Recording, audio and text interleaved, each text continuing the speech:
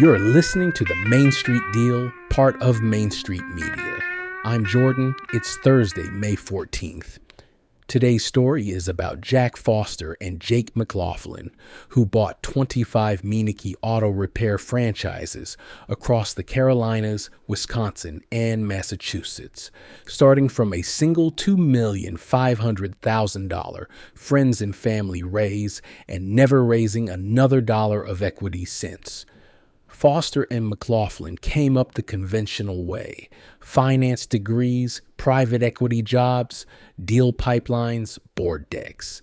And they did this side by side in different firms for years.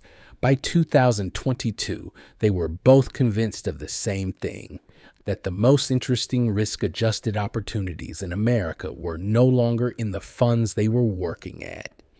They were sitting in the unglamorous, fragmented Main Street businesses owned by 65-year-old operators who were getting ready to retire. So they built a thesis, first narrow to franchising: proven brand, proven systems, a customer base that doesn't have to be invented from scratch. Then narrow to automotive: every car needs service, the work can't be offshored, the demand survives recessions. Then narrow further to auto repair: recurring relationships, no new car inventory risk, no manufacturer politics. Then one franchise system specifically: Meineke. The system was old, the franchisees were old, and a meaningful share of the units were ready to change hands. In late 2023, they raised $2,800,000 from friends and family. The math they pitched was simple: 3 to 10 Meineke locations, each one acquired, with a mix of investor equity, SBA debt, and seller financing, each store doing roughly $1 million in annual revenue with 20% store-level cash flow. Build a small portfolio, run it well, prove the model. That was the plan. They closed on the first 3 stores in the Carolinas almost immediately. The deal phase looked the same every time. Find a franchisee in his 60s or 70s who'd been running 2 or 3 Meineke locations for 20 years. Sit with him. Walk the bays. Look at the tech roster. Pull the books. Negotiate a price the seller could live with, usually a multiple in the range of 3 to 4 times store-level cash flow. Structure the close with about 10% equity from the Friends and Family Fund, an SBA 7A's acquisition loan covering most of the rest, and seller financing carrying the gap on better-than-bank terms. Take the keys, keep the manager. The close was the easy part. Then came year one. Year one looked like it always looks when financial buyers take over a working Main Street business. Things broke, techs left. The point-of-sale system was outdated. The previous owner's son had been writing service tickets and quietly walking away with parts. Each store needed its own surgery.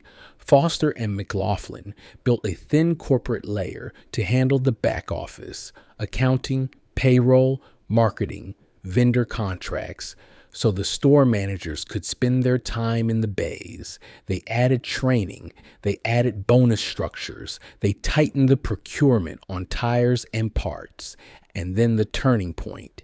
And this is the part of the story that matters most for anyone listening who's running a search right now. The original investor pitch was 3 to 10 stores. They got to 10 faster than they expected. And once they were there, they realized something the pitch deck hadn't anticipated: the cash flow from the first 10 stores, combined with sale-leasebacks on the real estate they owned, plus continued seller financing on every new acquisition, plus normal SBA debt. That stack was enough to keep buying without raising another dollar of equity. So they kept buying. Carolinas, then Wisconsin, then Massachusetts. 2.5 years after the first close, the portfolio sat at 25 Meineke stores across 3 regional markets. Each store still hitting roughly $1 million in revenue with 20% store level cash flow. That puts the run rate revenue at roughly $25 million a year and corporate cash flow on a path toward $5 million annually as the operating layer matures. All of that growth from the same single equity raise in late 2023, no dilution, no second fund, no outside institutional money. They've now indicated they're approaching the natural ceiling. Meineke caps how many units a single franchisee group can own, and they want to leave runway for the next buyer.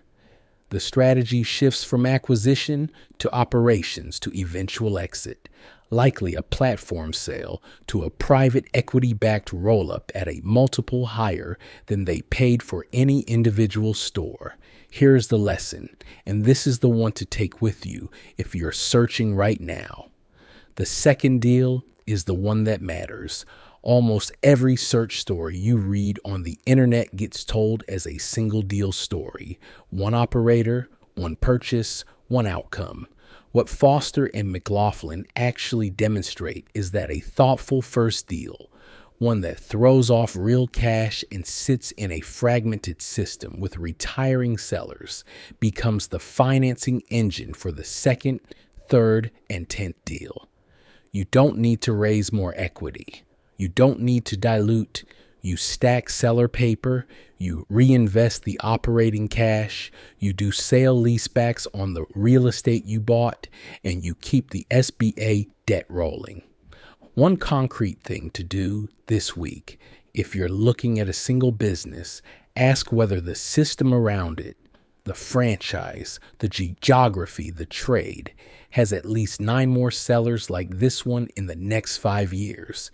If yes, write down what your second acquisition would look like before you close on the first. If no, recognize that you're buying a job, not a platform. Both are valid. Just know which one you're signing up for. That's it for Thursday. Find all of Main Street Media's shows wherever you listen. Subscribe, leave a review, and I'll see you Monday in the deal room.